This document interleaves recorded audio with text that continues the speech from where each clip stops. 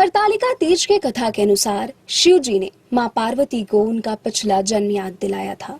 उन्होंने कहा, हे गौरा, पिछले जन्म में तुमने मुझे पाने के लिए बहुत छोटी उम्र में कठोर तप और घोर तपस्या की थी। तुमने ना तो कुछ खाया और ना ही पिया, बस हवा और सूखे पत्ते चबाए। जला देने वाली गर्मी हो या कपा देने वाली ठंड, तुम नहीं हटी, डटी रही। बारिश में भी तुमने जल नहीं पिया। तुम्हें इस हालत में देखकर तुम्हारे पिता बहुत दुखी थे। उनको दुखी देखकर नारद मुनि आए और कहा कि मैं भगवान विष्णु के भेजने पर यहाँ आया हूँ। वह आपकी कन्या से विवाह करना चाहते हैं। इस बारे में मैं आपकी राय जानना चाहता हूँ।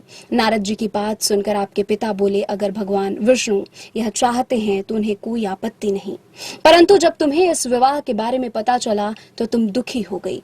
तुम्हारी एक सहेली ने तुम्हारे दुख का कारण पूछा तो तुमने कहा कि मैंने सच्चे मन से भगवान शिव का वरण किया है, किंतु मेरे पिता ने मेरा विवाह विष्णु जी के साथ तय कर दिया है।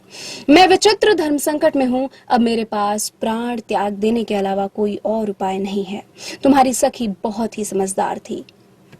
उसने कहा, प्राण छोड़ने का यहाँ कारण ही क्या है?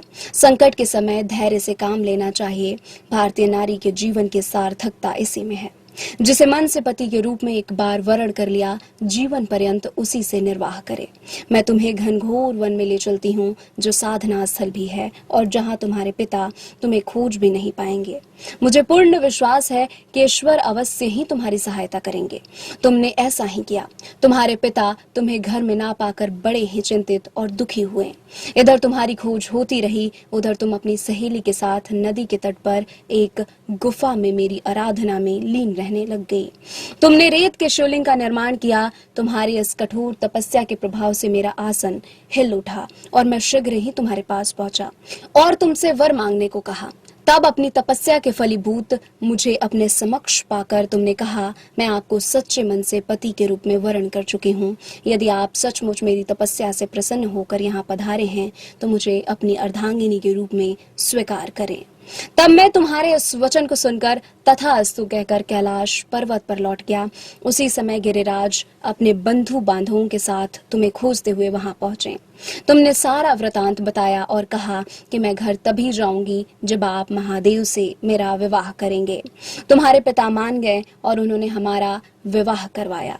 अतः हे पार्वती, इस व्रत का महत्व यही है कि मैं इस व्रत को पूर्ण निष्ठा से करने वाली प्रत्येक स्त्री को मनवांछित फल देता हूँ। इस पूरे प्रकरण में तुम्हारी सखी ने तुम्हारा हरण किया था, इसलिए इस व्रत का नाम हरतालिका व्रत हो गया।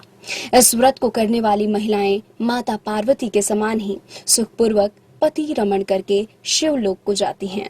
ऐसी ही इस व्रत की महिमा है।